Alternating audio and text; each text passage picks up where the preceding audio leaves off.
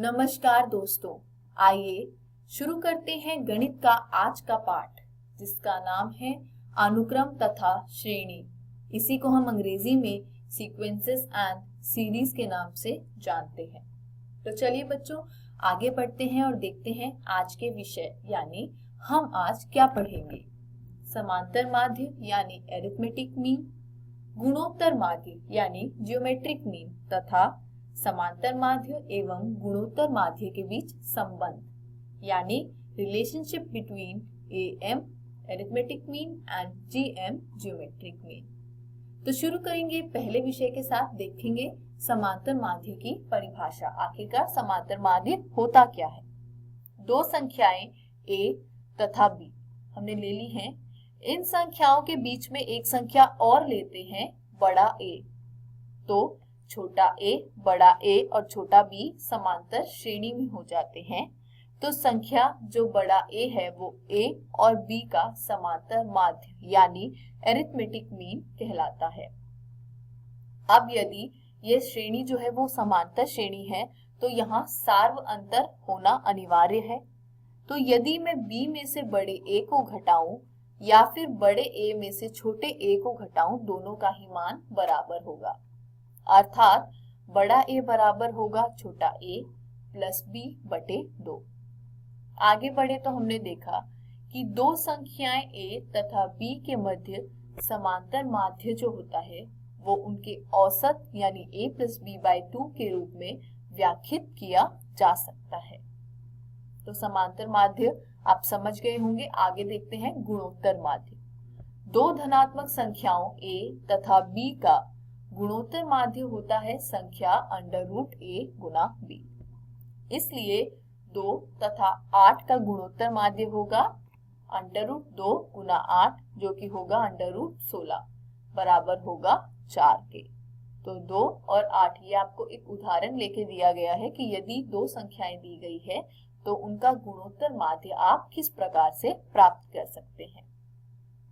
आगे बढ़ते हैं और देखते हैं समांतर माध्य तथा गुणोत्तर माध्य के बीच संबंध। माना कि बड़ा A तथा बड़ा G दी गई दो धनात्मक वास्तविक संख्याओं A तथा B के बीच क्रमशः समांतर माध्य तथा गुणोत्तर माध्य है। तो A बराबर होता है A प्लस B बाई 2 और G बराबर होता है अंडर रूट A B के। आगे जब हमने हल किया तो देखा इस प्रकार, A में से यदि G को घटाया जाए तो a का मान लिख देंगे a plus B by 2 minus under root a गुना b। आगे हल किया तो हमें मिला देखने को छोटा a प्लस छोटा b माइनस 2 अंडर रूट छोटा a गुना छोटा b पूरे के बटे में 2। इसको हम इस प्रकार से लिख सकते हैं, a को अंडर रूट a का whole square plus under root b का whole square minus 2 under root a into यानी अंडर रूट a गुना अंडर रूट b के। तो हम देखेंगे ये समीकरण कुछ इस प्रकार का रूप ले लेता है कि under root a minus under root b का होल स्क्वायर बटे में 2। इसका मान जो है वो 0 या 0 से अधिक होगा। इसको हम समीकरण 1 मान लेते हैं। 1 से हमें ये मिल गया कि जो एरिथमेटिक मीन है वो बड़ा होता है जियोमेट्रिक मीन से। ये संबंध स्थापित हुआ। आइए बच्चों, इसी पर आधारित एक उदाहरण देख लेते हैं। यदि दो धनात्मक संख्याओं a तथा b के बीच समांतर माध्य तथा गुणोत्तर माध्य क्रमशः 10 तथा 8 हैं, तो हमें वह धनात्मक संख्याएं ज्ञात करनी है। कैसे करेंगे बच्चों? हम सभी जानते हैं कि जो एरिथमेटिक मीन यानी समांतर माध्य होता है वो होता है a प्लस b बाई 2, जो बराबर है 10 के। ऐसा दे रखा है, इसको हमने मान लिया समीकरण 1। उसी प्रकार जो जियोमेट्रिक मीन यानी गुणोत्तर माध्य है वो बराबर होता है अंडर रूट a गुना b के, जो कि बराबर दिया है 8 के।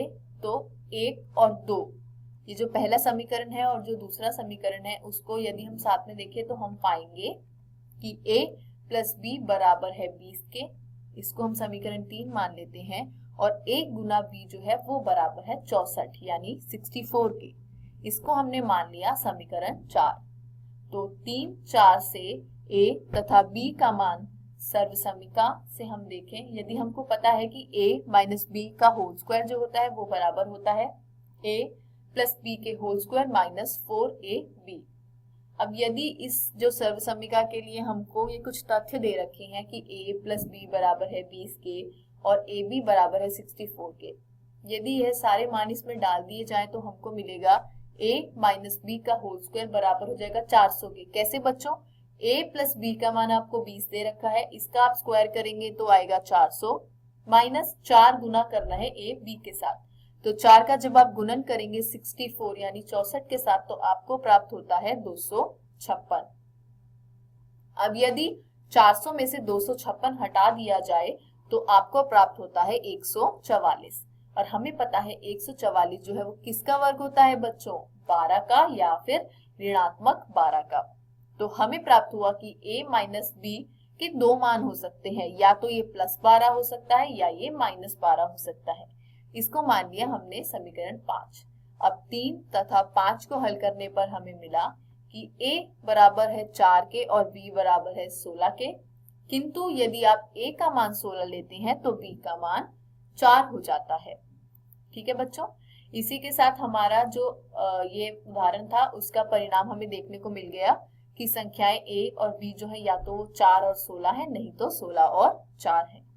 इसी के साथ हम इस अध्याय को समाप्त करते हैं।